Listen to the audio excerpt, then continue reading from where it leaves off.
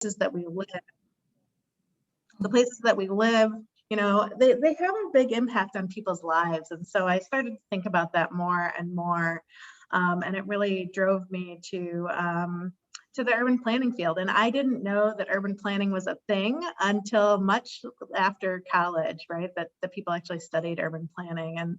And so I thought that it was a great opportunity to sort of bring my art skills to the physical built environment here. And so I have been excited to do that, and excited to do that at the regional level. I really thought that I'd be working at a community-based organization after I graduated, but at CMAP, we're able to work with neighborhoods, we're able to work with municipalities, we're able to work with counties, and then you sort of think about how all of these systems tie together in bigger ways, right? That transportation connects us, that our waterways don't necessarily care about what block you live on, but they do care about what the, you know, what the stormwater infrastructure looks at. So it's the interconnectedness of all of this that makes our communities great places, and I think we're stronger together.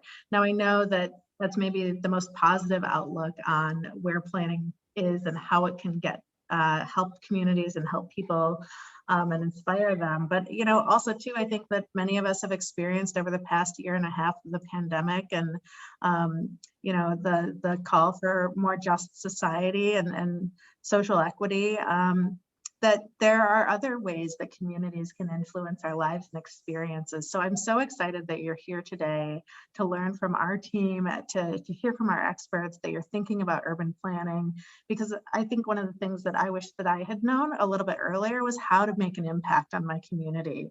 And I think that I encourage you to ask the questions of our team. They're here to help you think through those big questions that you have, how you can get involved. And I think we're really at the precipice right now where transportation planning, housing planning, all of these fields are thinking about how to better incorporate and reflect the values of community.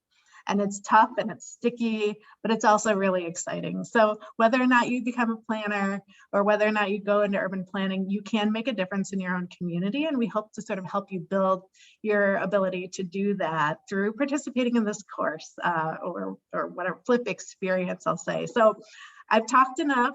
But as you can tell, I'm very passionate about urban planning. I'm very passionate about young people getting engaged and getting involved in their communities. So I hope you get a lot out of this. And you know, come back and see us.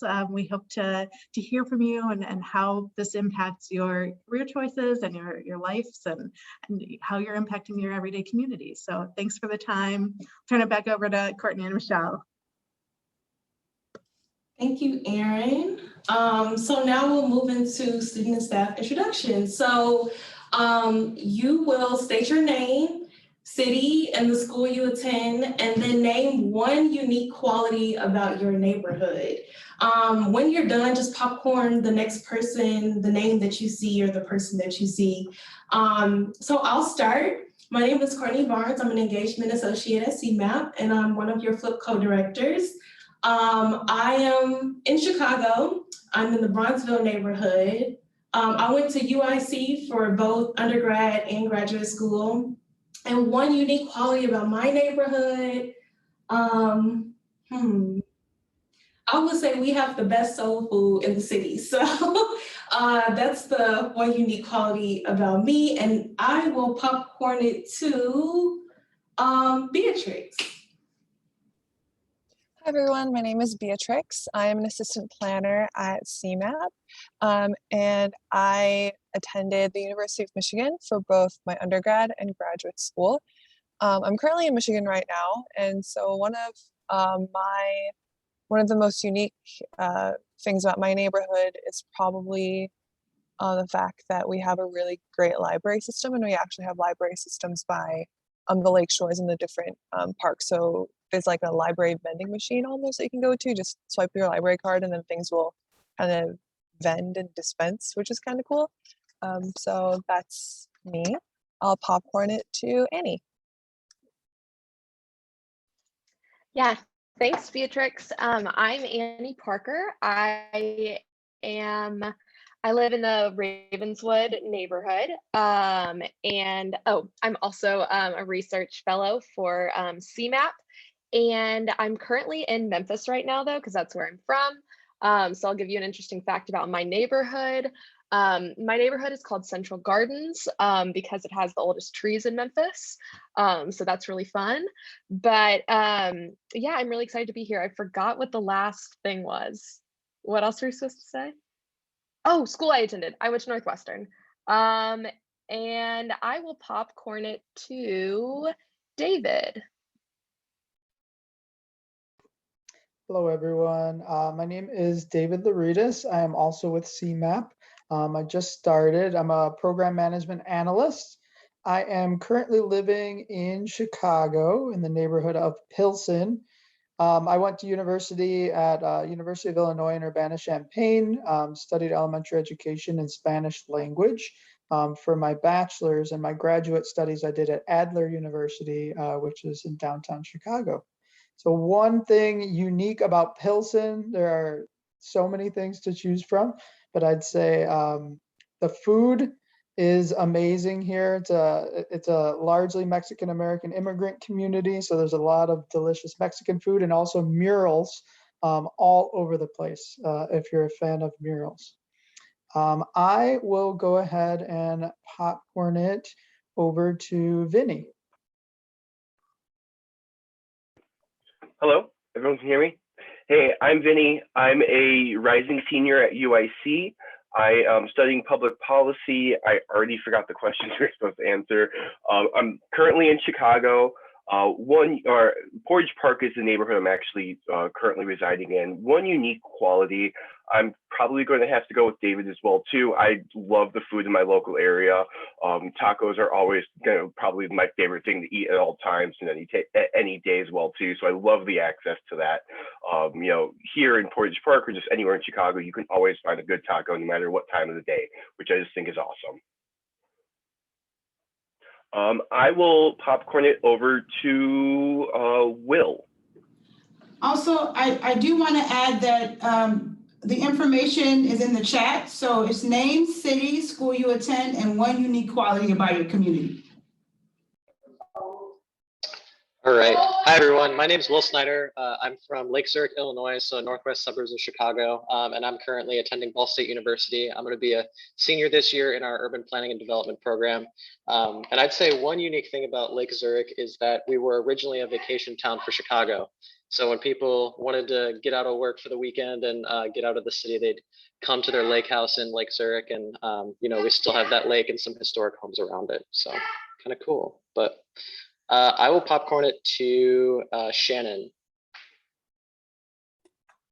Hi, I'm Shannon Glass. I am a senior at Northeastern Illinois University, and I'm from Chicago, and I currently live in Canaryville, which is a very small neighborhood just south of Bridgeport.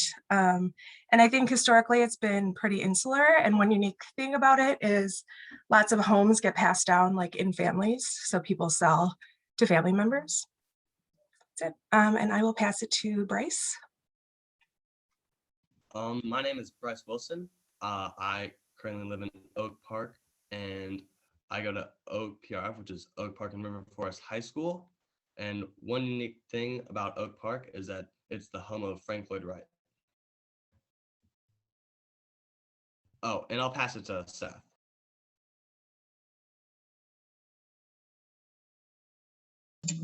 My name is Seth Dean. I go to Naperville Central High School. I'm in Naperville. I'm going to be a senior. One unique quality is that Naperville has a lot of neighborhood pools. So I live right next to one, and it's easily walkable, and it provides a really nice neighborhood community. And I'll popcorn it to Benjamin Burt. Hi, my name is Ben Burt. You can call me Benjamin if you want. I really don't care. But I'm a junior at Huntley High School, which is in Huntley, Illinois. So northwest suburbs. And one unique thing about Huntley is I've always kind of described it as a town that's half suburban and half rural. The high school is surrounded by cornfields, but the town square is surrounded by, well, different neighborhoods, like your typical suburban neighborhood. So I'll send it to Lena.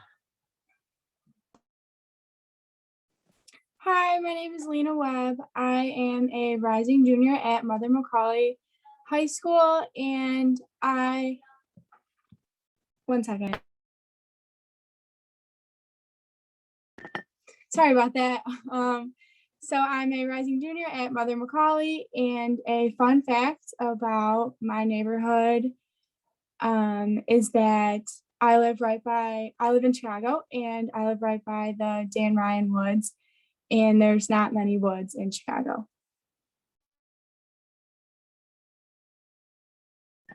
I'll popcorn it over to Kevin. Hi, my name is Kevin Basil, and I attend Prospect High School in Mount Prospect, Illinois. And the unique quality about the neighborhood that I live in is that I'm 2 houses down from the middle school that I went to. And I'll popcorn it to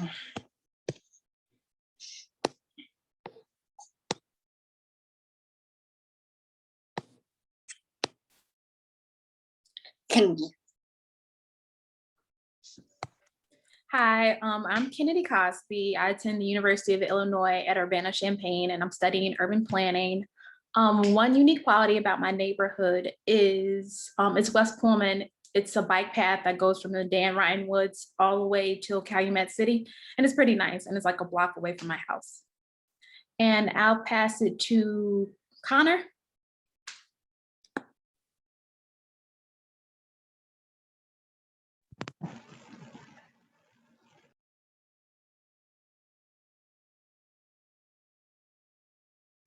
Sorry, Connor, we can't hear you.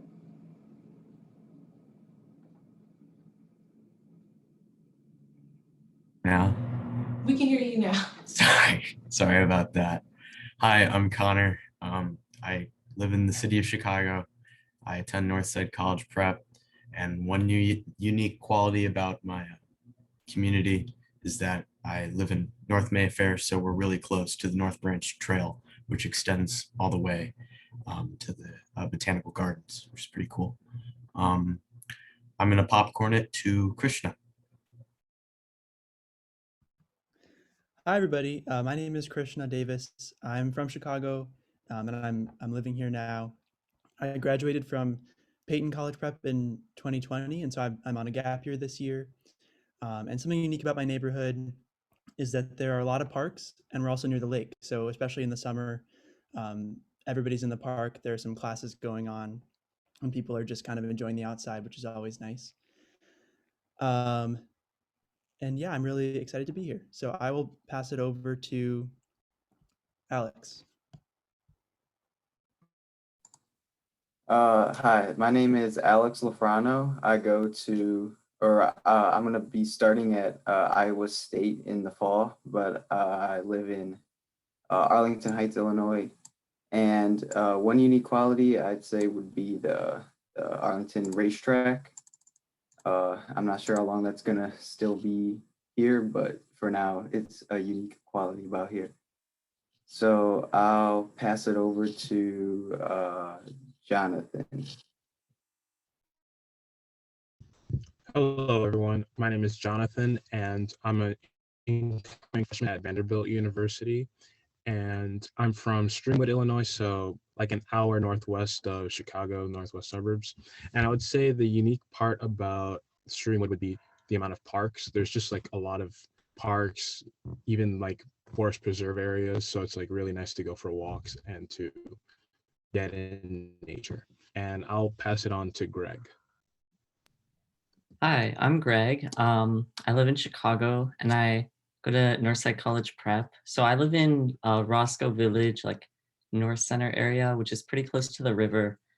So yeah, and they're kind of expanding the park there and connecting it more, so it's really green. And there's also the like native prairie that they're expanding, which is really nice.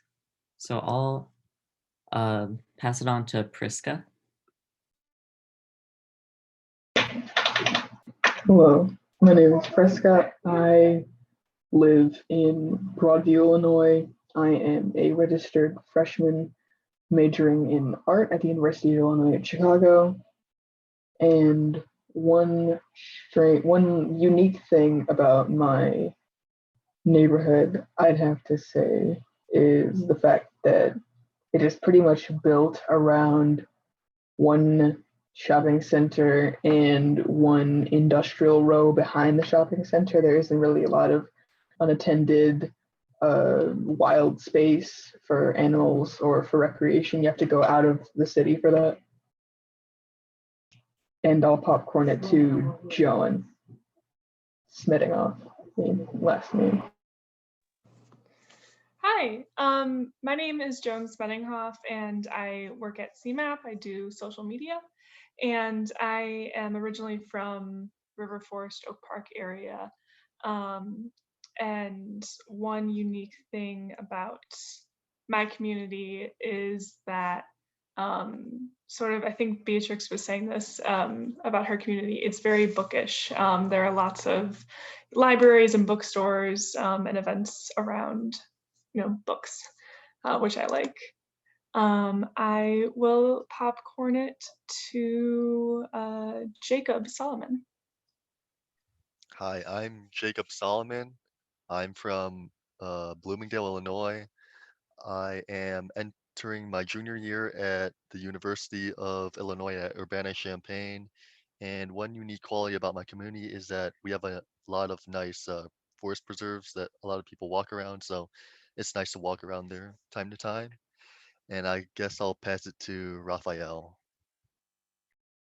Thanks. Okay. Hi, my name is Raphael Renola. I'm a rising senior at Maine West High School. I live in Des Plaines, Illinois. And whenever someone asks me where that is, it's like right next to O'Hare. And I guess something interesting about it is that we have a really big and diverse immigrant community. And we have like awesome Mexican food. So there you go. I'll popcorn Hannah. Hi, I'm Hannah. I go to Vernon Hills High School, which is in Vernon Hills. It's like a suburb. And then one unique quality is that we have like a lot of retail area near us, but then we also have like forest preserves and then like a couple bike trails. And then I will popcorn it to Erin. Hello, everyone. I'm Erin Nelkin. Excuse me. It's not COVID, I swear. I am in Northbrook and I go to Oakton Community College and I should have my associates hopefully by the end of next semester. And one unique quality is apparently someone was very lazy way back in the day and they didn't want to bring like a plow across a small divot. So we have some original prairie. And I think that's pretty cool. And I'll popcorn it to Allison Case. Hi, everyone. My name is Allison Case. I work at CMAP. I'm the Director of Innovation, Strategic Alignment, and Engagement. I'm actually pretty new, and I'm new to Chicago. I've only lived here for a few months. I live in the Gold Coast neighborhood of Chicago. And what I really like about this neighborhood is that even though it's very densely populated and has very tall buildings, it has many, many tree-lined streets and lots of small parks and easy access to the lake. And I attended Western Michigan University for my undergraduate degree and Carnegie Mellon University in Pittsburgh for my graduate degree. So welcome. Great to meet all of you. And I will popcorn Alex. Alex, did you go already? Yeah, I already went. Oh, sorry. Let's see, who hasn't gone yet? Is there anyone who hasn't? I haven't gone. So I can go. Hi, I'm Allie. I'm a senior at North Central College studying environmental studies and urban and suburban studies. So I live in Naperville, but I'm originally from Springfield. So something unique about Naperville is I live right downtown, so I can walk anywhere and enjoy the river walk. And I've never been able really to have walkability in Springfield.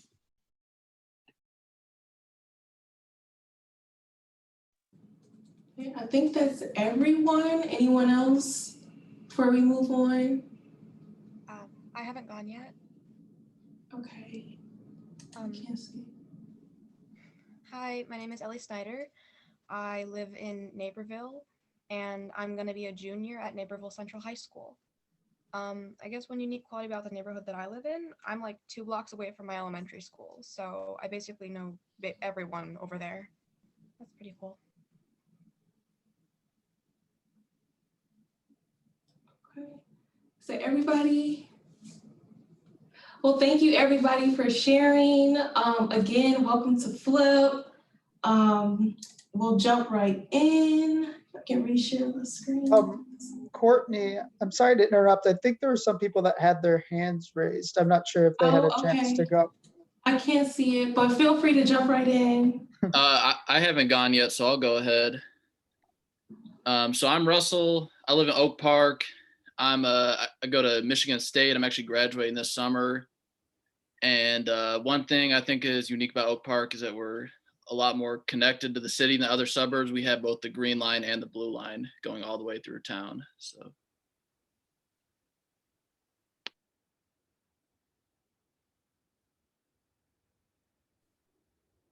Anybody else? David, did you see anybody else? I was going to say, I think Seth, I saw hand up, and why doesn't anybody who hasn't spoken yet just raise their hand, and then so the person who speaks knows who to call next. I'll go ahead. I'm Seth Robert. I go to Naperville Christian Academy, and I live in Naperville. Something interesting about my neighborhood is that I'm right next to the Springbrook Prairie, which is really nice for bike rides and walks. I'll pass it on to Jake.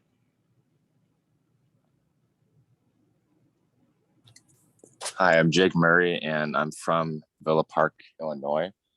I just graduated Willowbrook High School, and I will be attending the College of DuPage. And one unique thing is that we have a lot of food restaurants around here.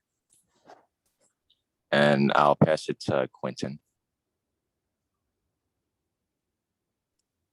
Hi, I'm Quentin, currently living in Schaumburg, and I will be a sophomore at UIC starting next semester. And one unique thing about Schaumburg is I really like the library that they have, which I know has been mentioned a bit before. But yeah, and I guess up next is Russell. I actually just went. Okay. All right.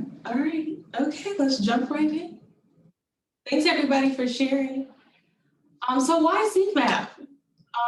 As some of you may know, CMAP is a metropolitan planning organization.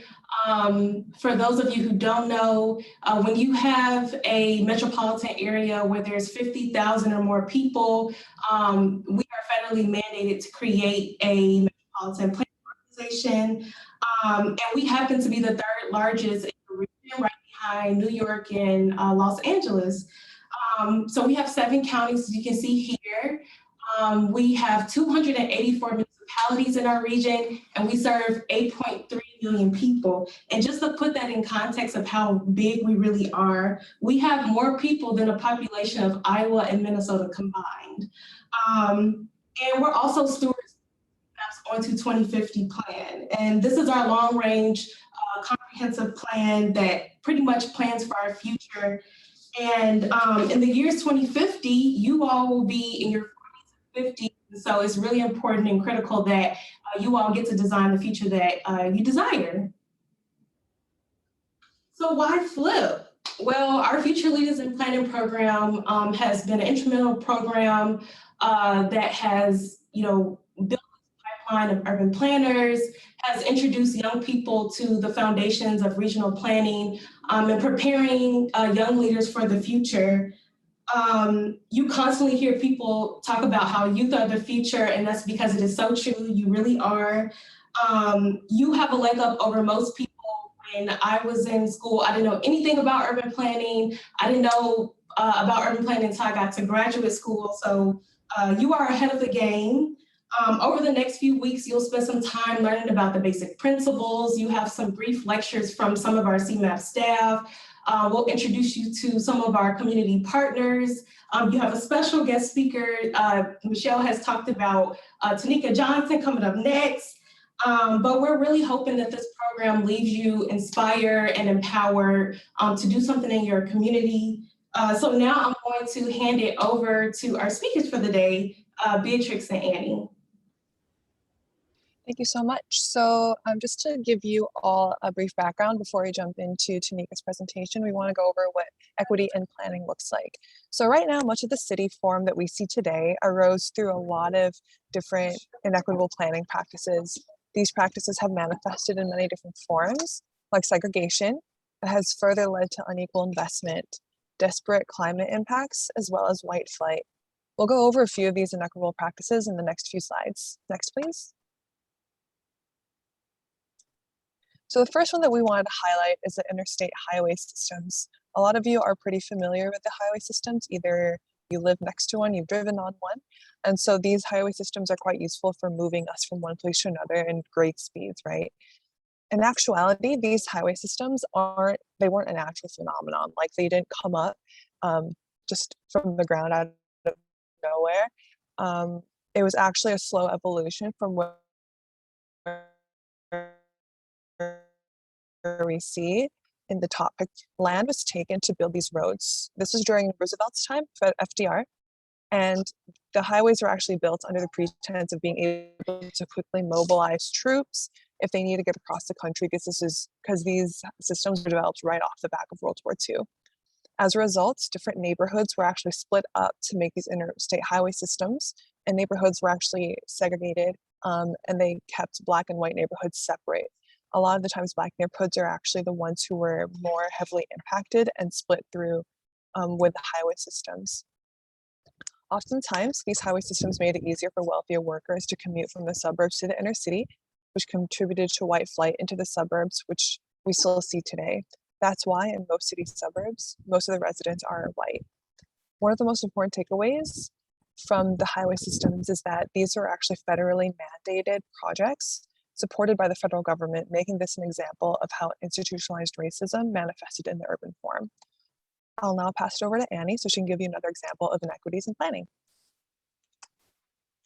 Yeah, thanks, Beatrix.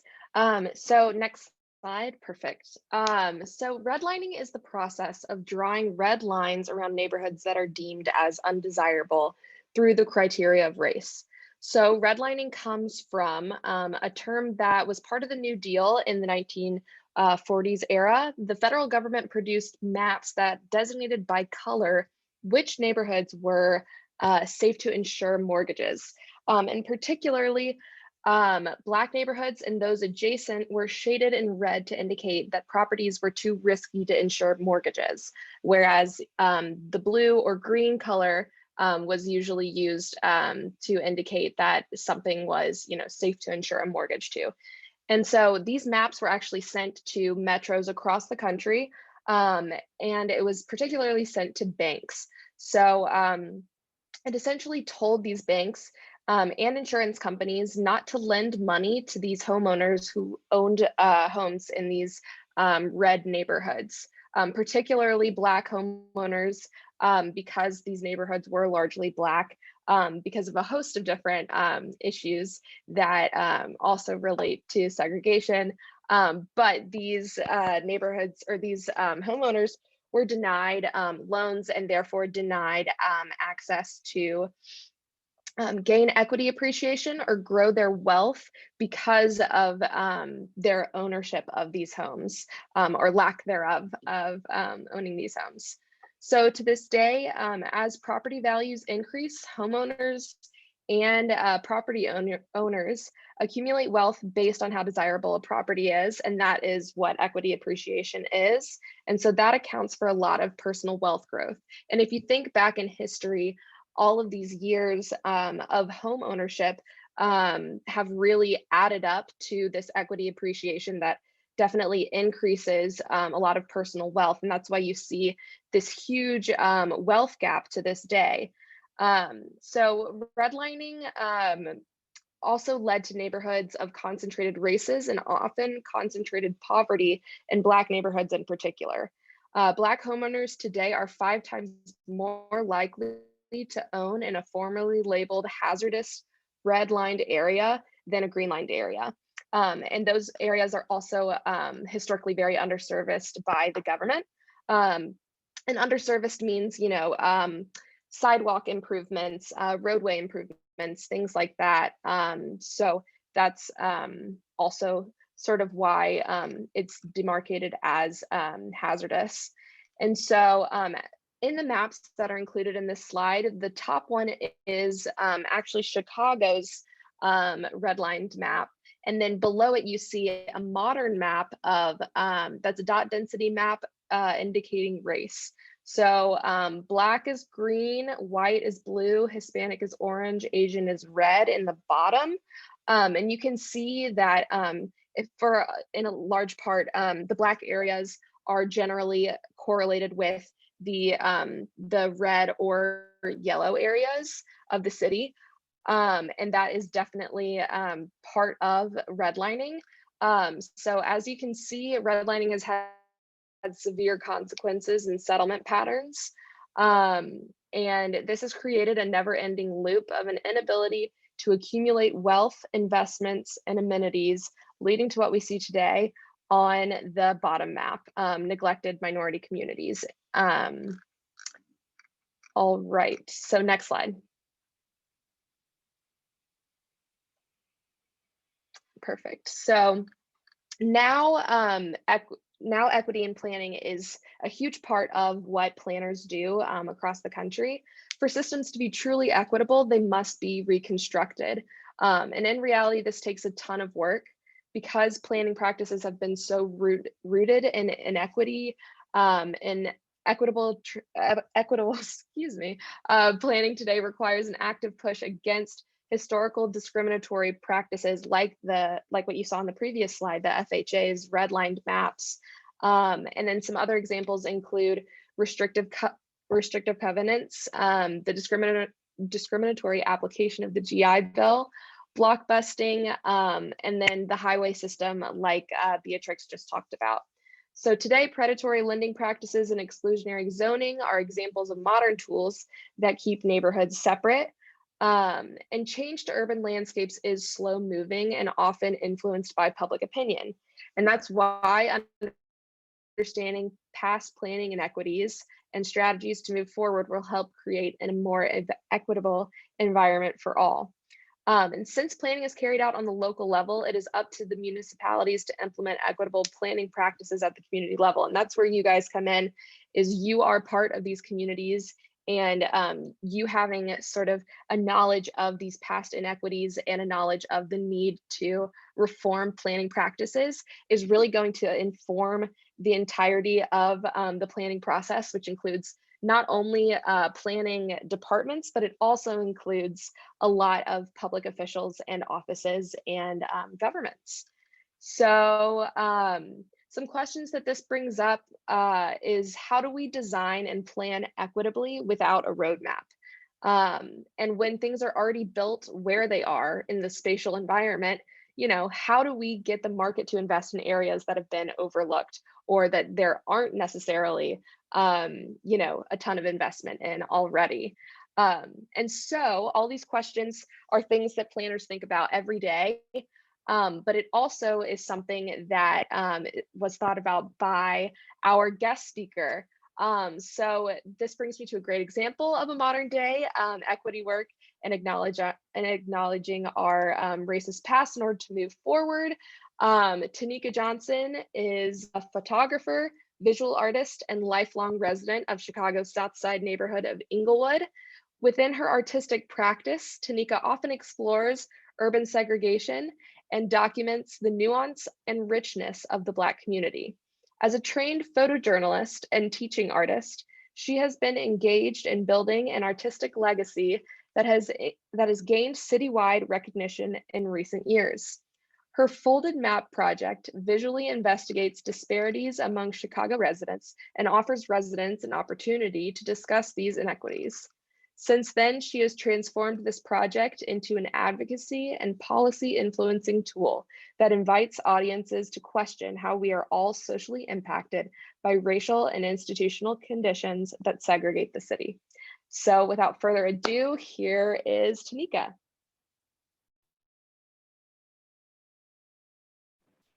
Hi, everyone. It's such a pleasure to be here with you all. If Michelle, you can remind me, I believe we were going to start with viewing the Folded Map film. Yes. And so I just wanted to make sure that you have it all queued up before I just get into explaining to you. Okay, perfect. Yep, I have it. All right, great. So everyone, what you all are learning and seeking to impact some change around is essentially what my Folded Map project is about. Unlike you all, I was not familiar with urban planning as an industry, a sector, anything at all when I was your age, even though I went to a technical high school that focused on architecture. But this was in the 90s, so urban planning just had not gotten down to that high school level yet. But I will share with you my story of how I created the Folded Map project and what the Folded Map project actually is. So that is what you all are going to watch today. As they said, I am an artist, so of course I had to do this in a very engaging way. So hopefully you won't get bored and we can have a robust conversation afterwards. So I'll pass it over to Michelle to play. And before you start, Michelle, I'm so sorry. Please, if you all have any questions about anything as you all are watching, please put them in the chat or just write them down. And also, if anything you connect with, if there's anything that you connect with, or if it makes you think of something, please also write that down, because your reflections are just as important as your questions. So I just wanted to remind you all to do that. Okay, I'm done, Michelle. I'm from Southside Chicago, Inglewood neighborhood. I'm sure the words you've heard to describe Inglewood include Black, dangerous, poor, gun violence. Inglewood is where I grew up and still live. Before I tell you about Folded Map, I'd like you to think about how you came to live in the neighborhood that you grew up in, or where you live now. What influenced your decision? Who did you talk to? And while you're thinking about that, I'm going to tell you how I came to live in Inglewood and how I created the Folded Map project. It all started with my grandmother, Marilyn G. Tenney. She came to Chicago from down south in 1962, on the tail end of the Great Migration. She wanted a better life, to have a professional career. And she achieved it when she came to Chicago and got a job as an administrative assistant at the local Social Security office, what Black folks would call a good government job. For 7 years, she saved her money while working at the Social Security office to purchase a beautiful 2-flat brick building on 62nd and Loomis in Inglewood, the building that I would grow up in with my mom and my 2 uncles. My childhood was beautiful, unlike anything people would imagine in Inglewood. I played outside every day. I rode my bike with my friends. I met my first friends in life. One of them, named Raymond. Him and I would go to the corner store every day for cookies, pickles, and chips. Even my grandmother's best friend, Miss Patterson, lived right next door. She had the same migration story. Every summer, Miss Patterson would make homemade ice cream and sell it to the kids for 25 cents. It was also on this block that I started high school. I started going to Lane Tech High School. And for those that don't know, it's a selective enrollment high school 15 miles north of Inglewood. And it's very diverse, with a student body of 4,000 students. But every day, I would have to be at the bus stop by 5:45 a.m. just to make it to school by 8 o'clock. And on that everyday commute, I would look out the window, listen to my Walkman, and notice how my neighborhood was very different from the neighborhood that my high school was in. And this was in 1993, so there was no GPS, no cell phones. If you wanted to go anywhere, you had to know the address. You had to know the streets. And so as I was on the train going to school, I would notice that my neighborhood had vacant lots. And the neighborhood that Lane Tech was in didn't have any. My neighborhood had hundreds of storefront churches, and there was none in the neighborhood my high school was in. My neighborhood had so many beauty supply stores, and I didn't see any up north. And I would always wonder, why is that? And there's also one detail that I paid extra attention to: the streets. I noticed that the streets were named the same in Inglewood and also 15 miles north in the neighborhood that my high school was in. Streets like Ashland, Paulina, Walcott, and Western. And even though those streets were named the same, they looked completely different. But the real fun began once I got to school. I met kids who I felt were reflections of me, but from all over the city, from neighborhoods I had never even heard of. I had a friend named Steve Zhukevich. We had algebra class together, and we talked about hip hop every day. But his name was the first Polish name I had ever said. And then I met my first group of Latino friends from neighborhoods like Humboldt Park and Wicker Park, even back of the yards.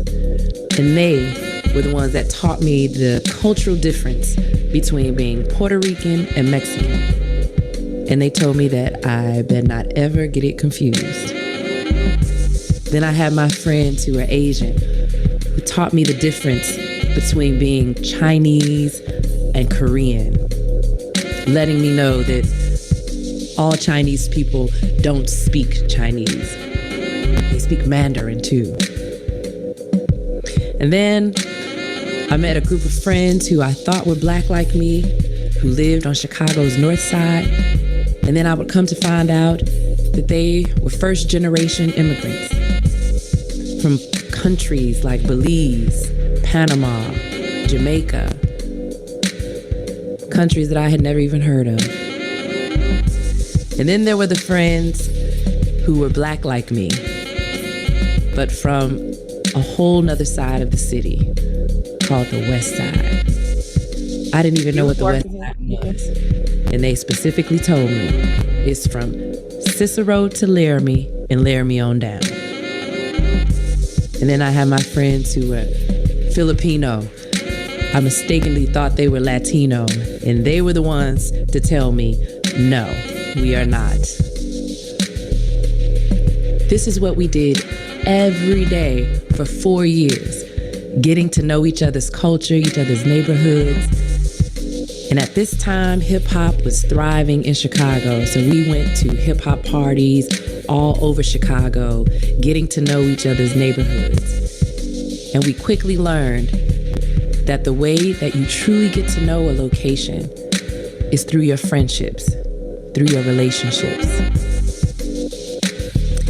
And what we also realized was how segregated Chicago is. This map that you're looking at is what Chicago's segregation looks like. Chicago is one of the most segregated cities in our country. And it's been that way since before my grandmother came. The blue that you see on this map, those are the neighborhoods that are predominantly black. The pink, purplish that you see, those are the neighborhoods that are predominantly white. And the orange that you see, those are the neighborhoods that are predominantly Latino. And the neon green that you see in the center of the map and speckled throughout the top, those are the neighborhoods that are predominantly Asian. And as I thought about my commute and how everything looked so different from the South Side compared to the North Side neighborhood that my high school was in, I came to realize that I was riding through Chicago's segregation. And that's when I started to understand the connection between race, geography, and Chicago's segregation.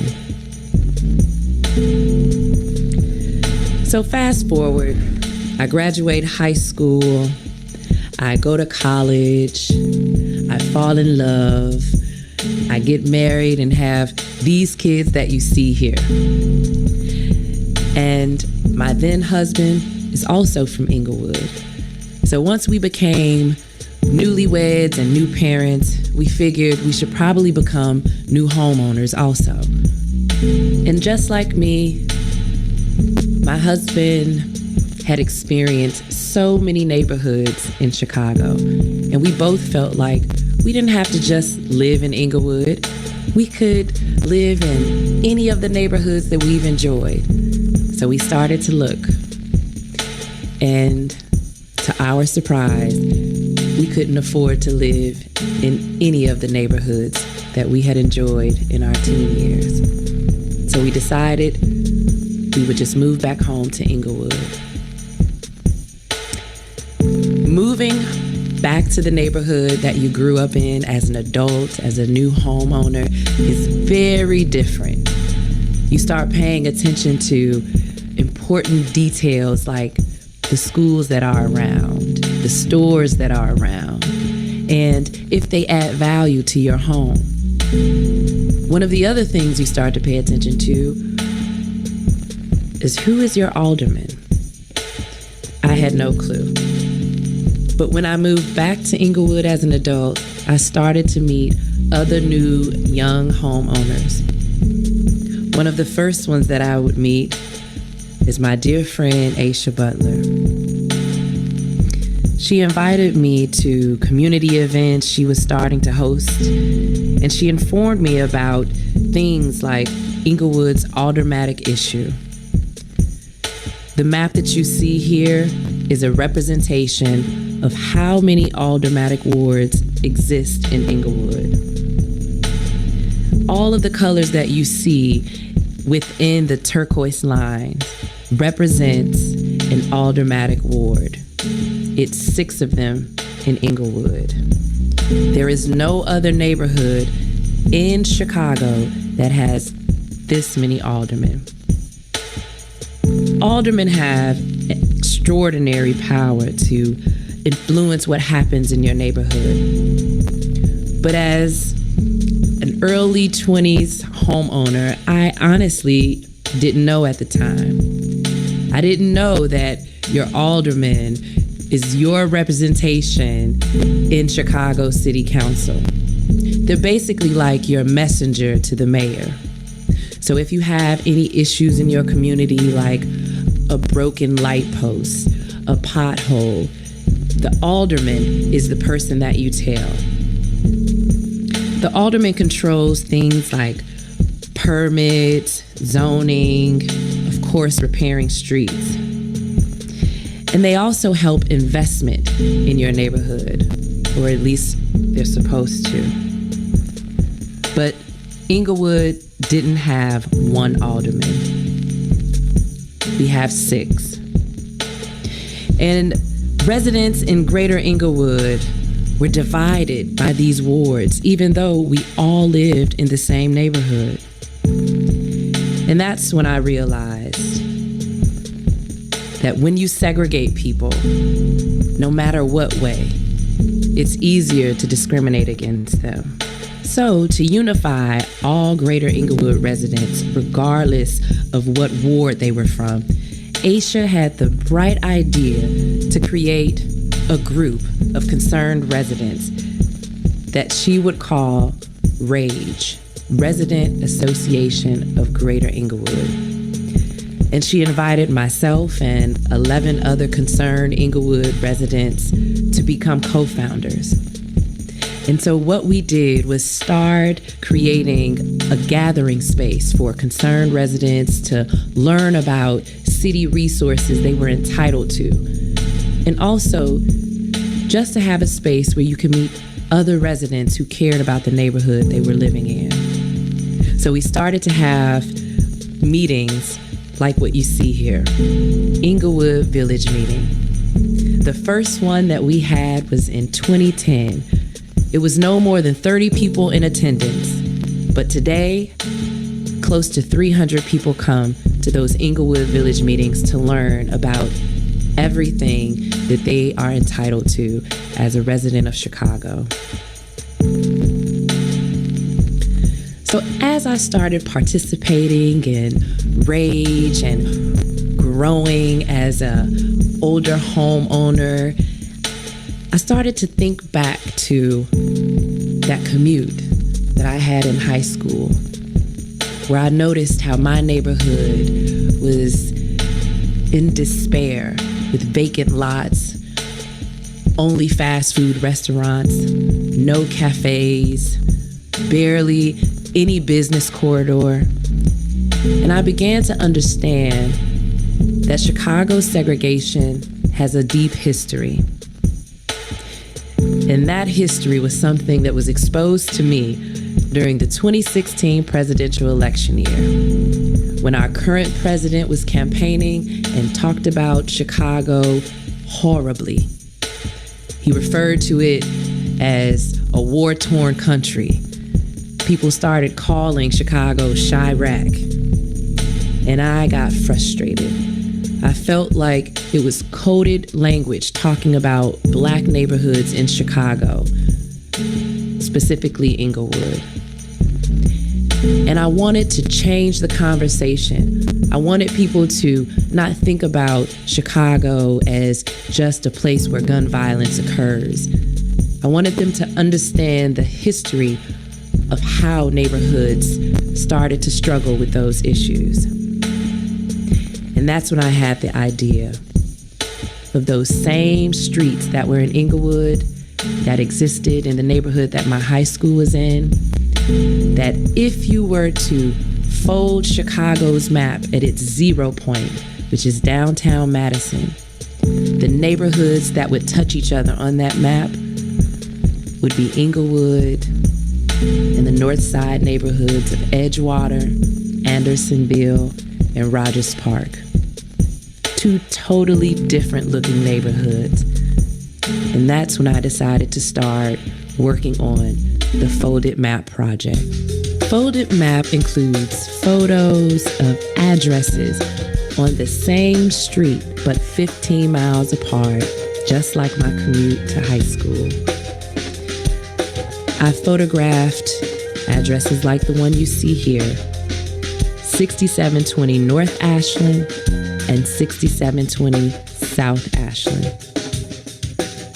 As you can see, they look very different.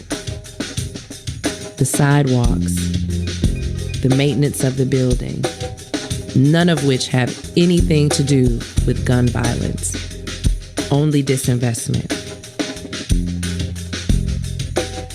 Then you have 6333 North Hermitage in the north side neighborhood of Edgewater, and 6327 South Hermitage in Inglewood. As you can see, there's a vacant lot right next to the home on South Hermitage. But because Inglewood residents are so resourceful, it was repurposed into a very useful parking lot.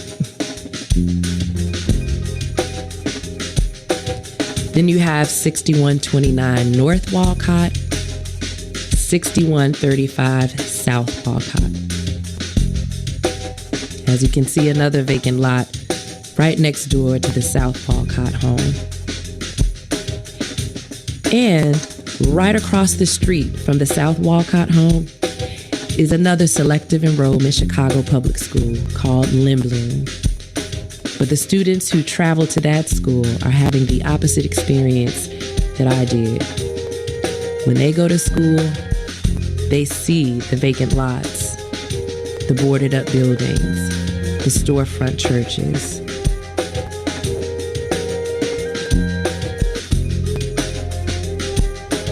Then 6330 North Paulina and 6329 South Paulina. North Paulina is fully flourishing, so much so that they even have an American flag on their front porch. They don't have to deal with the vacant lots and vacant homes that the residents on the South Paulina street have to. And my favorite of them all, since I was a teenager in Chicago who used public transportation, are the bus stops at 6900 North Ashland and 6900 South Ashland. Although 6900 South Ashland is a much larger intersection than 6900 North Ashland, 6900 South doesn't even have a bench for people to sit and wait for the bus, let alone a bus shelter.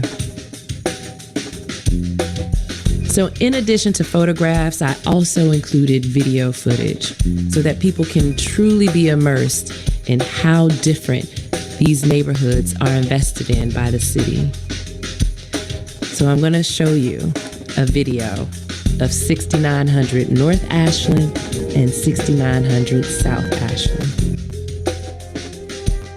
The difference you see here and in the previous address pairs are solely due to racist housing policies and banks explicitly denying loans to Black families, making home ownership nearly impossible, all of which led to disinvestment in resources such as banks, schools, businesses, and city resources.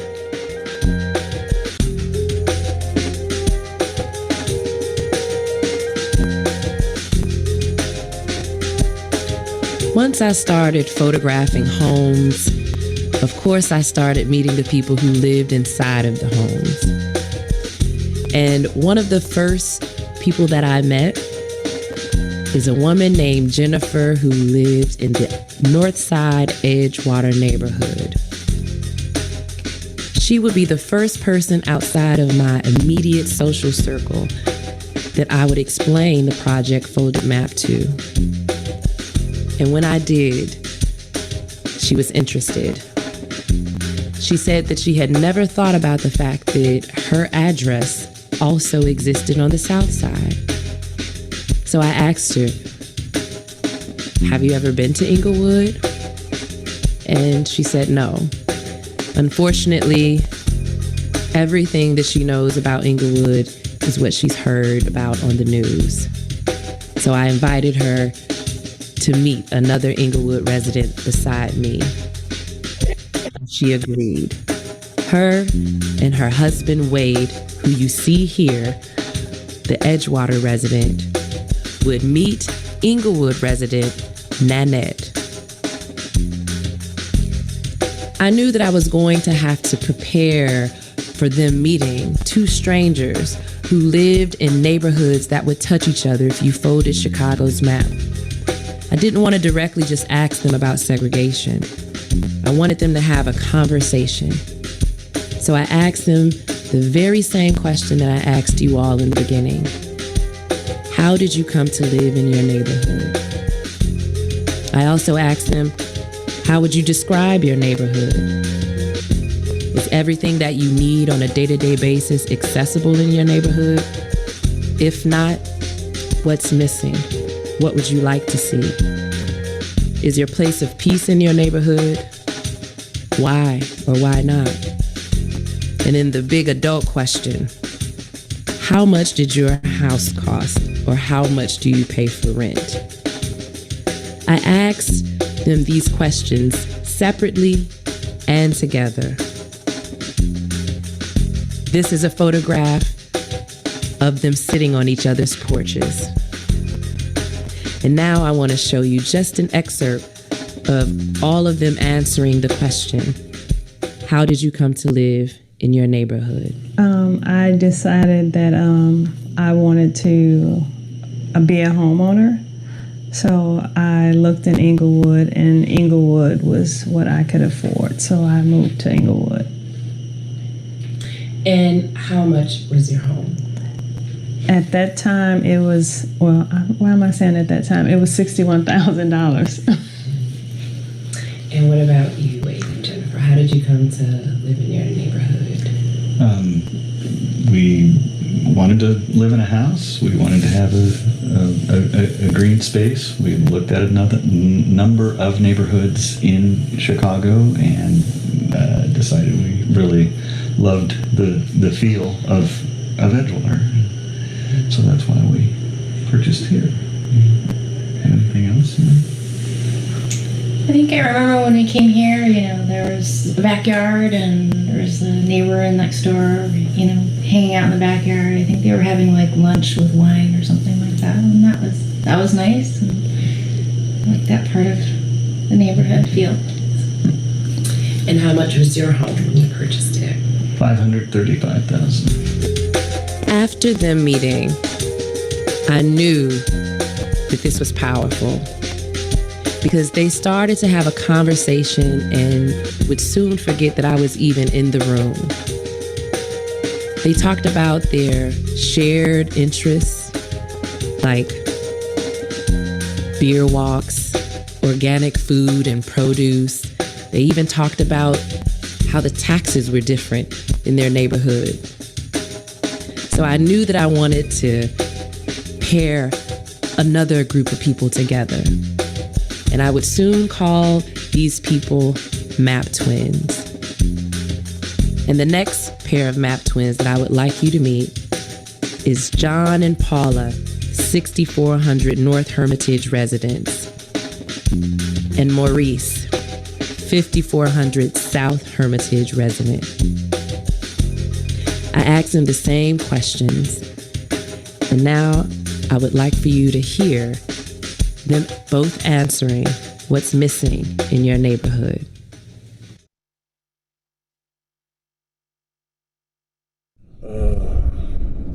I wouldn't mind seeing a theater, a bowling alley,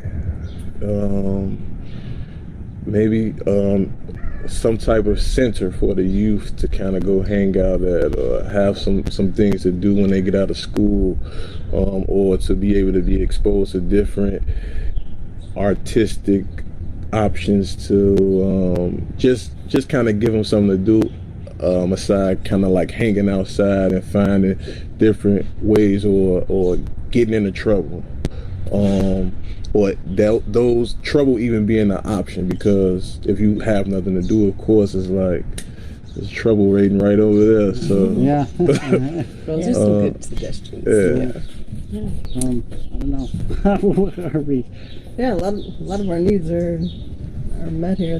Yeah. I mean, I'm sure we could think of something, but yeah. Although I did more map twins, I'm going to introduce you to one last pair, Carmen and Bridget. Bridget is the 6400 North Winchester resident, and Carmen is the 5600 South Winchester resident. I immediately started calling them the women of Winchester because soon as they met each other, they started complimenting each other on their haircuts, their jewelry, their lipstick. And so now I'm going to play for you a video of them answering the question of how they both came to live in the neighborhood that they live in. So it's amazing how much Chicago has shifted just in the last couple of years. And when I bought my house 7 years ago, I feel like there was still, Rogers Park was still somewhat affordable in comparison to a lot of Chicago neighborhoods. Mm-hmm. So I knew I wanted something under $400,000 was what I was looking for. Yeah. And I know you're like, well, hold on a second. And Carmen, you said this building has been in your family. Mm-hmm. So can you talk about kind of the purchase history? Do you know how much it cost at a time? Or? No, but I believe it probably was $30,000, you know, but in 74, that was a lot of money, but 30,000, and I think it's probably worth a lot more than that now, but never know.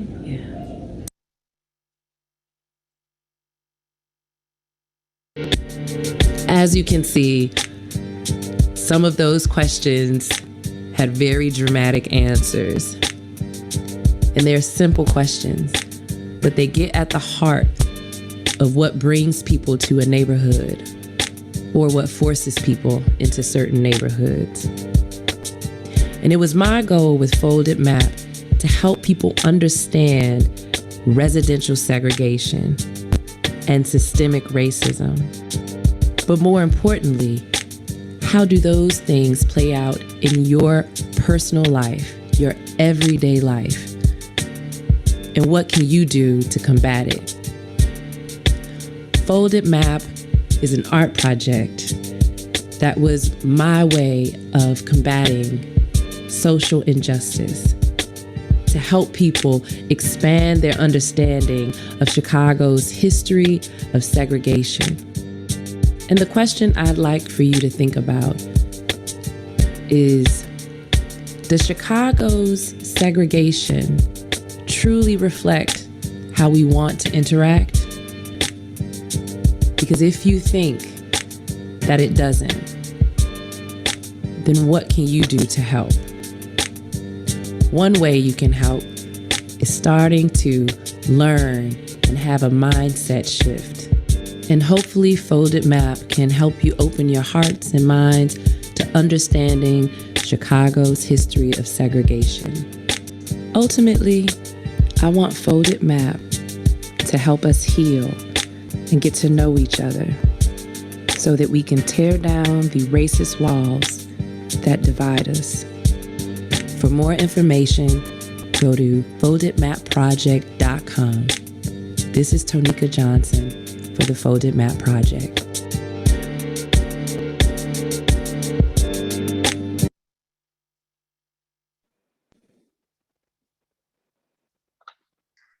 All right.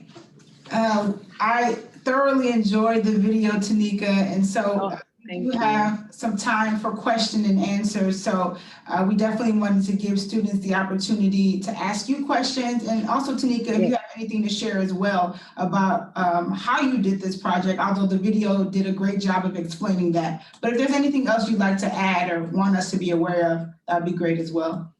Yes, a couple of things. The first one is I sent, I know I'm just like sending you everything, Michelle.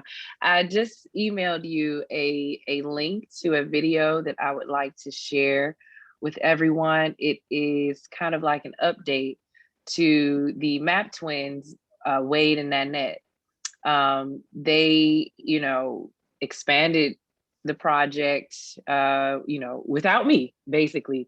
They decided to create block twins, and they introduced their neighbors to each other. And so I wanted to have everyone, just see a 2-minute clip of them kind of talking about this initiative that they just started from being inspired by their friendship through Folded Map. So if you have it, because okay, perfect. Let me pull it up. I am just grabbing, I'm just actually accessing Outlook now. But if questions come in the chat, please feel free to ask questions as I'm getting the video. Okay, I think I have it. I know we're asking so much of Michelle. You're like hosting and doing tech. Okay, I have it now. Let's, okay. I think this is it. Can everyone see my screen? Yes. Okay. All right, I'm gonna press play.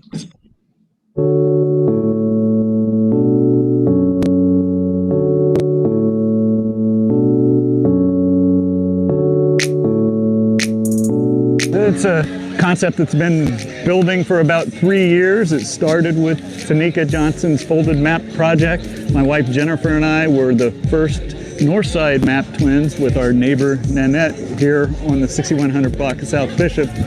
And we've kept up the relationship for the last 3 years, and we've talked about, what we can do to build on it in order to close the gaps between the neighborhoods in Chicago with regard to social justice, economic equity, and what have you.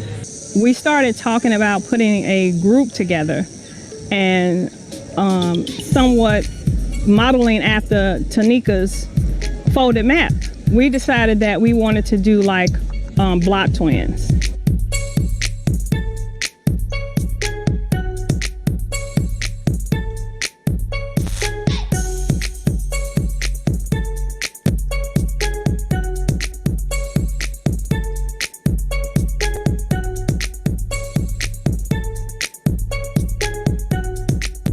We just want change on our block. We want to matter on our block. We're gonna plant flower boxes at the corner entering into the 6100 block on Bishop. Some of the elderly neighbors want flowers in front of their house, so we're gonna dig up and put flowers in front of their houses.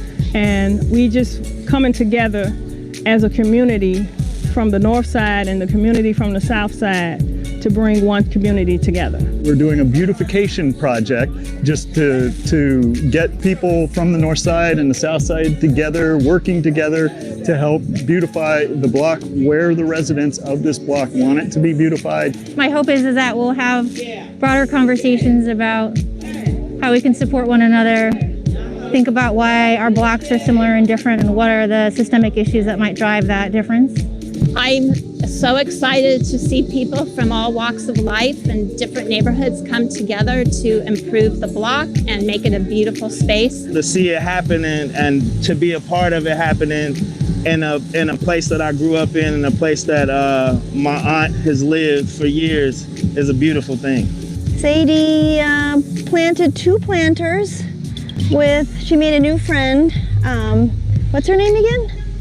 Justice? Yeah. Justice, how old is she? 10. And how old are you? 9. Yeah. This is community.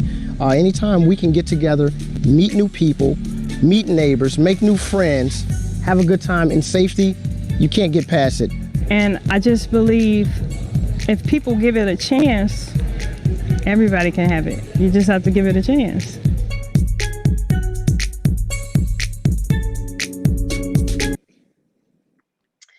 So yeah, I just felt that was a proper way to close out the Folded Map film. Obviously, they're expanding the project to block twins happened after I did the film. So I definitely want to just open it up now for some of your reflections and thoughts or questions. I saw one in the chat that said, feel free to read them to me as well, because I'm trying to look at both. But what do I love most about the work that I do? Is that it doesn't feel like work. It really feels like I am creating tools for people to build bridges with others that segregation, systemic and otherwise, are preventing us from having with each other. And so I completely enjoy reminding people that, you know, obviously we want to dismantle racism, right? Because it's wrong and it's unfair. But what I love to remind people is that it doesn't just affect only those who are unfairly treated. It affects everyone. Because trust me, predominantly white neighborhoods, they are missing out on the interaction they can have with so many other communities. And since Chicago is consistently the most segregated city in our country, because it has legacy segregation, meaning that our segregation has not moved one bit, it has only gotten deeper and wider, is that we're all, you know, missing out on beautiful friendships we can have with people, because segregation prevents us from meeting people who we share passions with, we have similar personalities with. And so we all benefit from rooting out racism, structural, systemic, and otherwise. These things can only become systemic based off of people. And, you know, at times it feels like systemic and structural racism is so hard to dismantle. You feel like you have to just do it only through policy. But there's power in the relationships. That's how movements are started. That's even how systemic racism is started. It's through people. And so you all being here with each other today in this program is powerful. And what you decide to do with your access to all of these different people is a form of protest. And so that's what I love most about my work is, you know, just helping people understand how much we're all losing as a result of a system that none of us created. I love that, Tanika. We actually are getting a bunch of questions in the chat. So we have one here from Erin. Her question is, has the alderman issue been fixed? Has the new census data changed anything? No, the alderman issue is not fixed. As a matter of fact, new census data generally kind of only worsens the situation because remapping will begin. So we have always had the amount of aldermen that we do have for some decades now, and the only thing that generally changes is remapping. But there are coalitions and movements. I'm actually a part of one, not leading it because that is not my ministry, but I support it fully. A coalition of people who are trying to advocate for redistricting and remapping to kind of like stop, because the justification for the number of aldermen that Inglewood has is because of population loss. And so they want to make voting fair. So they redraw the maps so that it includes a certain amount of people. But in doing that, you kind of disrupt, you know, a whole entire neighborhood, because no one alderman has a significant portion of Greater Inglewood. So unfortunately, no.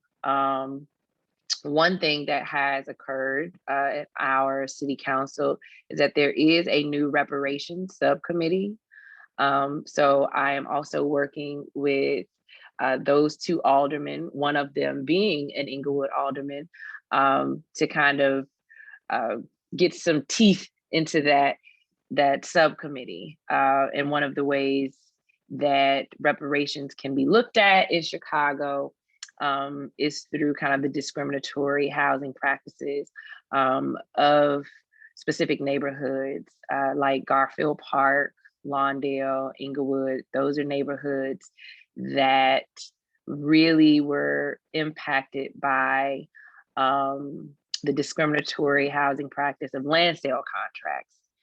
And so that's one way that that subcommittee is thinking about, making that conversation more public, is talking about reparations for neighborhoods that were targeted from historic predatory housing practices, because those are the same neighborhoods today that everyone knows is a poster child for everything bad. And that's the direct correlation, because those neighborhoods had wealth extracted through racist housing practices. Thank you. You're welcome. Oh, and I'll try to send Michelle the coalition that is kind of advocate. It's called Chicago Advisory Redistricting Commission. I'll send some information just so you can have it. But yeah, they're busy. I think their website is Change Illinois. It's through Change Illinois. I was looking at an email they just sent me. So they're doing amazing work trying to prevent Chicago neighborhoods from being segregated in that way. And we can share that in our engagement page as well, Tanika, after today's presentation. I do want to add that we are at 3:30. And so if some of you have to hop off, that is totally fine. But if you can stay and have some questions, Tanika, if you're available to stay for a few more minutes, we'd love for you to answer a few more questions from our students. But otherwise, information on the homework will be posted on the engagement page, and then Courtney will share that when we close out today. But just wanted to mention that you can head out if you have to, since it's 3:30. Quickly, please check your spam. If you did not receive the email with the instructions for the engagement page, that's where you will find your homework assignment. You'll also find the flip home page where you'll get to put information down for Meet Your Peers. And I am going to shortly post the link to the engagement page and the week 1 engagement page too, where you'll find more information about Tanika and the Folded Map Project. And we'll see you next week. And so another question then, if we can get right into the next question, was from Krishna. Her question is, when working on the project, did you ever encounter any pushback? Good question. That leads perfectly into Connor's question that I want to get to. No, I didn't, because of this. When I was trying to identify who the map twins would be, I had specific blocks that I wanted to find residents on. Obviously, because of access, it was easy for me to find Inglewood residents, because that's the neighborhood I live in. So the Inglewood residents were the ringer. So I used the residents in Inglewood to determine which blocks on the north side. The north side, I don't live there. And I have to go there on weekends after work to try and get people. So I created a solicitation packet that Loyola University students at Loyola University helped me deliver to the very specific blocks that I wanted to identify.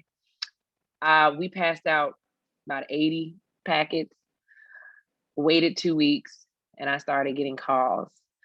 After I got like the first 10 calls on the blocks that I wanted, I didn't even pay attention to the rest of the other people. So I don't know who didn't want to participate, because I only focused on those that did. And I tell that story to say, that's kind of also how I feel we have to look at this work as well. I don't pay attention to detractors or whatever. I mean, you know, I pay attention enough to kind of know what a rebuttal should be if I encounter them. But no, I focus on people who want change, who want to advocate for it, who are passionate about it. And that is across all race and geographic divides. I don't allow people's misperception of Chicago and us being segregated to make me think we aren't disrupting segregation every day. We do so many things to disrupt segregation that just a lot of people don't know about because they only focus on the fact that we're segregated. But there's lots of diverse friendship circles. There's lots of people doing work to kind of dismantle all of this. I mean, you all here is another example. And a lot of people don't think that, you know, Chicagoans have that kind of experience, but it's a lot of us that do. And it's also a lot of us that don't. And I tend to focus on the ones that do and how we can create together to help the others who don't have that experience. So I appreciate that question. And I don't know who didn't want to be involved because I didn't focus on them. And for Connor's question about how building relationships kind of helps. Well, first of all, just, you know, in problem solving, you kind of gotta know all of the perspectives of a problem if you really want to create a good solution. You know, you can't just hear about it from the person most negatively impacted. You have to hear about it from all perspectives if you really want to solve something. And also just on human connection, more than likely, you know, most people don't necessarily care about a lot of stuff outside of their own social network, outside of their own neighborhood, until you meet somebody that you like, whether that's somebody you share a passion with, somebody you know, because once you meet someone that you care about, things that affect them, you care about as well. And so that's why relationships are so important. You know, the civil rights movement didn't happen only because it was just Black people trying to advocate for their rights. It was a multiracial movement. And that's what a lot of people don't talk about, you know, and it's those relationships that allowed for the success of the civil rights movement. Even the Underground Railroad, it was relationships across racial divide that made the Underground Railroad successful. You have to have strong relationships outside of, you know, the social networks that are projected onto all of us in order to move towards a solution. So all of those things can, if those people work together, can eventually impact direct change in regards to economic of a community. Because if you mobilize outside of your social networks, that means you have more people that can help you advocate for an issue, and more people advocating for an issue creates a movement. Movement creates a platform. Platforms get to really impact policy. So it's all connected, and it all starts with relationships, I believe. Tanika, do you have time for maybe one or two more questions? Yeah. All right, so we have a lot in the chat, but I'm gonna invite two students to unmute themselves and ask their question. So if you enter the question in the chat, I'm gonna invite you to unmute yourself and ask the question.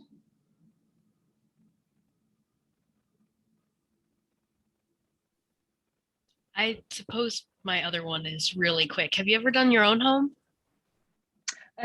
I consider everyone who is on the north side in Folded Map my map twin, because I live in Inglewood. So I was like, oh yeah, they are. But my actual address at the time, no, I did not do the mathematical equivalent to my street green, which is 1 block west of Halsted. So, you know, Halsted 800 West, I would have like 900. I did not do it. I did not. I've always thought about somebody kind of facilitating that for me. But no, I didn't do it. All right. Thank you for And- answering. No problem.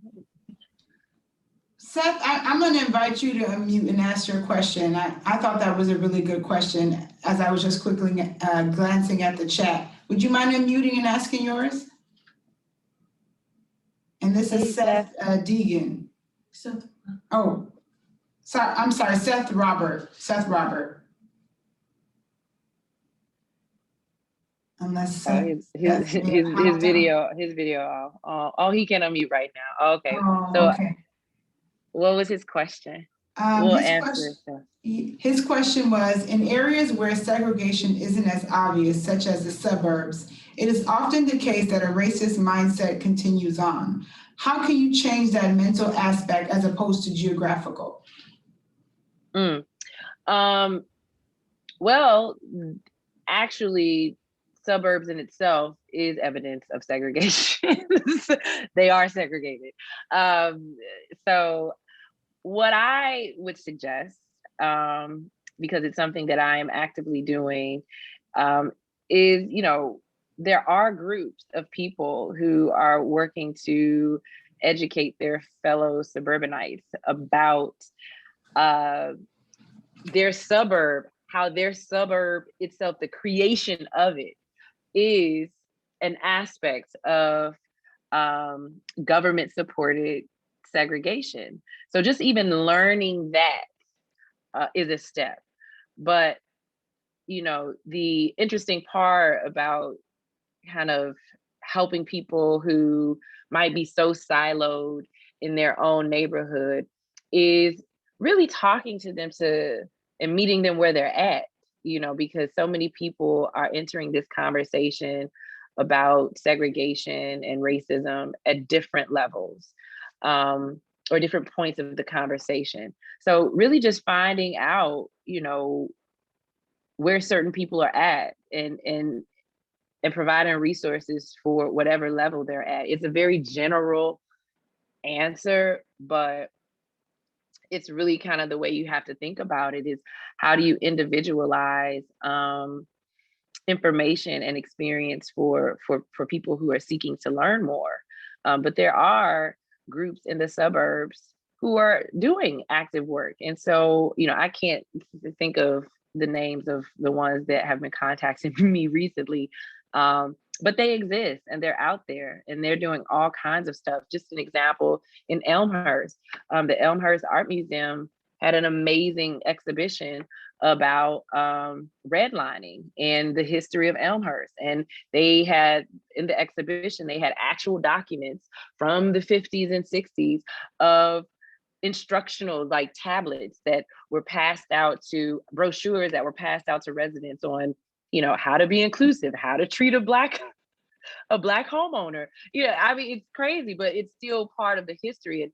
And that was Elmhurst's way of, educating their community about their role in Chicago's segregation. So there's a lot of examples that some suburbs are doing to educate their community. And I apologize for not being able to give you anything more specific. And I will follow up with Michelle when I look through my emails. Ooh, gentrification. Okay, I just saw that one pop up. So my thing on gentrification, it's a very unpopular opinion. So oftentimes in Chicago, when we talk about gentrification, it's so loose, but I just like to cut right to the thing.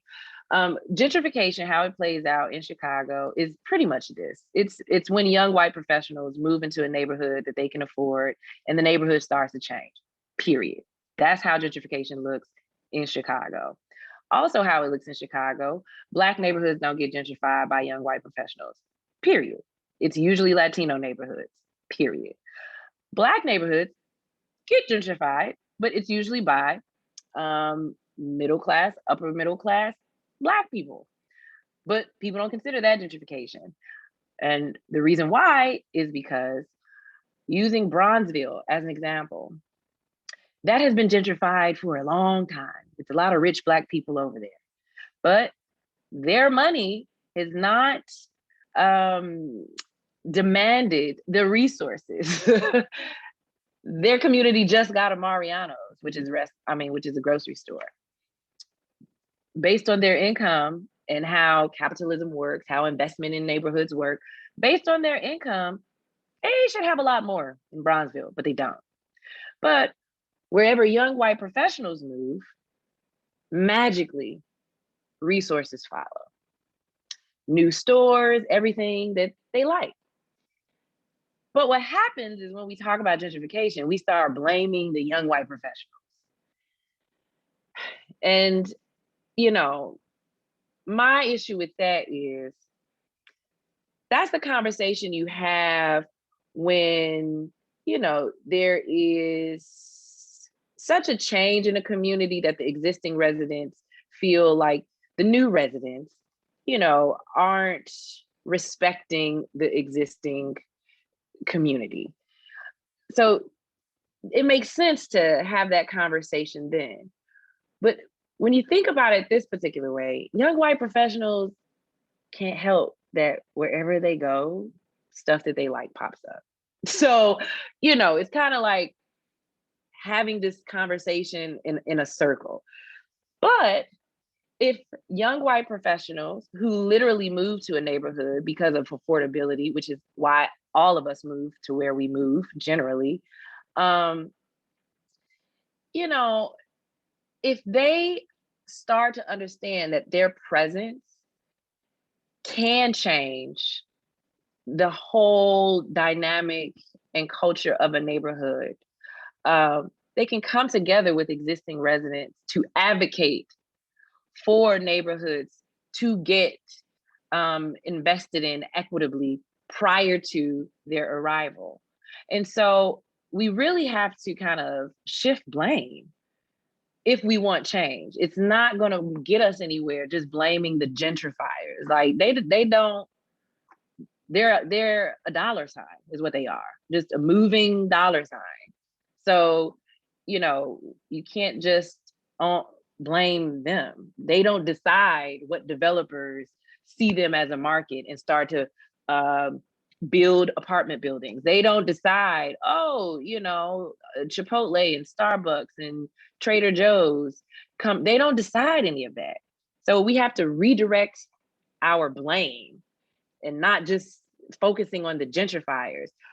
Get it back to city council. Get it back to holding aldermen and elected officials accountable. Neighborhoods should be invested in equitably. Then this whole gentrifier blame wouldn't even be an issue. So, that's my little opinion. It's really not popular because a lot of people enjoy,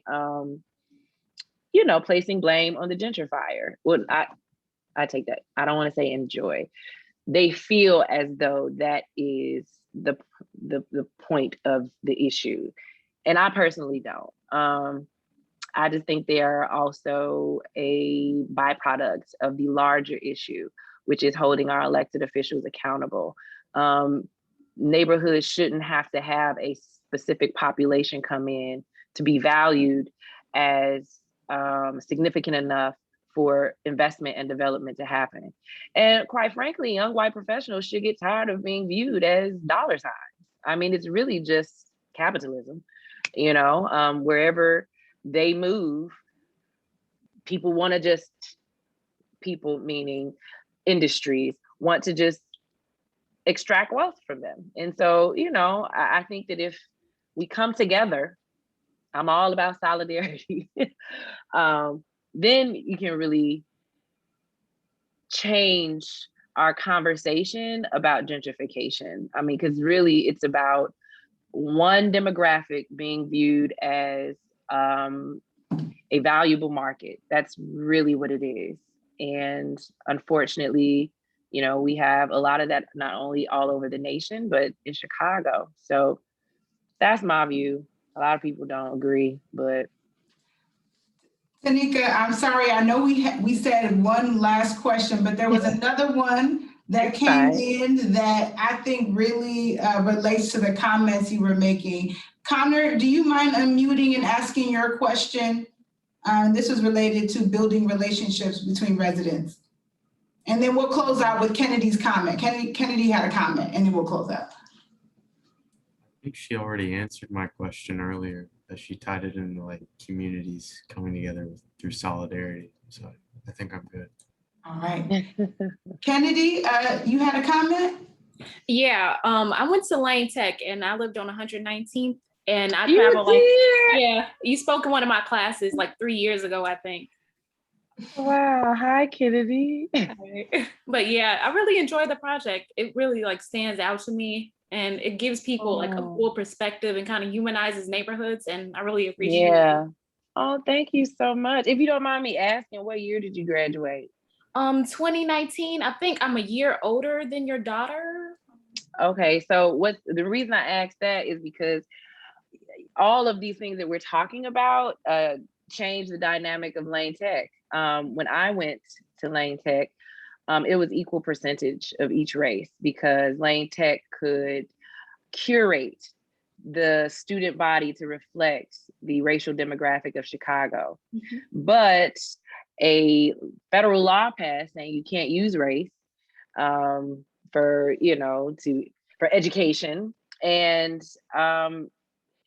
that, along with other neighborhoods shifting, changed the racial makeup of Lane Tech. When I was there, it was 700 Black kids. Wow. You all see her face? That's because now it's literally like 200 something. So the experience that I talked about in the 90s, people in her age group who go to Lane aren't having that at all. And it's unfortunate because it was a school where there was a huge diverse community. And Lane Tech, as well as Whitney Young back in the day, intentionally wanted to create a diverse community to reflect Chicago, that reflected Chicago. And now that isn't the case. It's the Black population at Lane Tech has declined so much that the 2019 class of seniors, I think you all only had 25 Black boys. Wow. Out of That a sounds class, about right. yeah, out of a class of 618 or 600 something seniors. That's not how it was when I was at Lane Tech. So, and the reason I bring that up is because if it were not for that experience at Lane Tech, I would not have gotten to understand the importance, how diversity, being immersed in it can help you evolve. Everyone who was at Lane Tech in my time period, we credit that experience. And it's by no coincidence that a lot of us are doing work that involves advocating for diversity. My classmate is now Alderman Andre Vasquez. That didn't surprise me that he would become Alderman because we got to experience what a diverse Chicago feels like. We would have all loved to live in the same neighborhood with each other because we're still friends today. But because of Chicago, those kind of neighborhoods don't exist. It's only a couple. And for the amount of diversity we have here, it should not be that way. There's nothing wrong with wanting to live around people who look like you and that's fine. But we also should have just as many options of diverse neighborhoods. So yes, I realize that Lane Tech is not the same as it was in the 90s because of race primarily. Thank you, Tanika. Can we all give Tanika a round of Zoom applause? Thank you all. So yes, Thank you so much. If you all want to stay in touch or have other questions, feel free to slide in my Instagram DM if you don't mind some of my educational posts popping up your new feed. Follow me at Tanika J on Instagram, Tanika GJ on Twitter, and I know most of y'all probably not on Facebook, so you don't even need to. Oh, I'm old. What is your Facebook? Tanika Lewis Johnson, no hyphen. And so we also have Tanika's information and her website posted on our engagement page. I also posted it in the link to week's 1 page and also the home page. For next week, you can head over to week 2 and you'll see as you go on the engagement page, there's a pull down for every week. So for week 2, check out the pre-session content and complete your homework assignment, and we'll do a homework share back at the beginning of the session. So thank you again, Tanika. Thank you, everyone. Thank you all. So excited to kick off the first week of Flip, and it's gonna be an awesome few weeks. So we'll see you then. All right, bye you all. Bye. Bye, everyone. It was lovely meeting you all. You too. Bye-bye. Bye. Thank you so much. Bye. Thank you. Goodbye. Bye-bye. I'm like, you can